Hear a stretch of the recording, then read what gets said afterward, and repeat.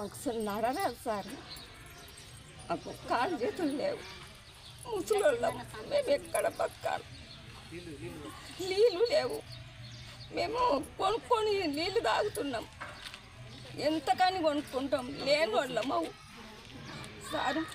మీరే పత్రాలను చెయ్యండి మా ముసలోళ్ళం, లేదంటే ఆడన్నా ఆడనే పోయి ఉంటాం. ఇక సార్ దగ్గరనే కలెక్టర్ ఆఫీస్ దగ్గరనే ఉంటాయి. ఇక మేమంతా పోయి నువ్వే సారు, నువ్వే మంచిది.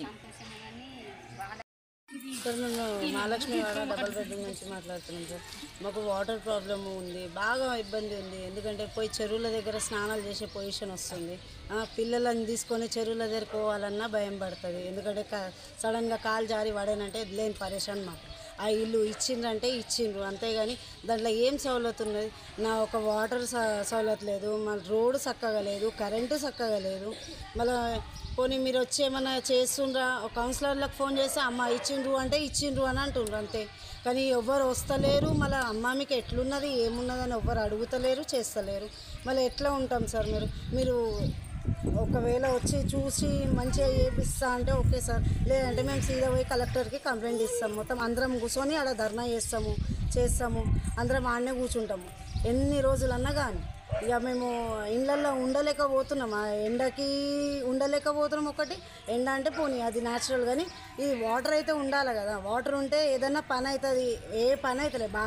బాసలు మనం అన్నీ కిరాయి బయట కట్టుకోకుండా వచ్చి ఇలా ఉంటున్నామంటే అది వేరే, కానీ బయట కిరాయి ఉన్నా కూడా మంచిగా ఉండే, అన్నీ వాటర్ సౌలత్, కరెంట్ సౌలత్ అన్నీ ఉండే.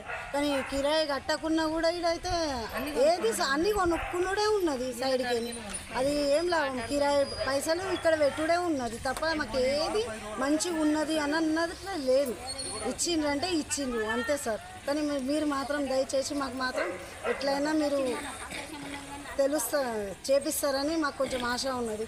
లేదంటే మేము కలెక్టర్ దగ్గరికి పోయి మాత్రం కూర్చుంటాం, ధర్నా చేస్తాం. అందరం ఫ్లాట్ వాళ్ళు అందరూ వచ్చిండ్రు సార్, అందరు వచ్చిండ్రు, అందరూ ఇది చేస్తుండ్రు, అందరూ మస్తు ప్రాబ్లమ్స్ అవుతున్నాయి సార్. కొంచెం మాత్రం మీరు చేయండి ప్లీజ్ సార్.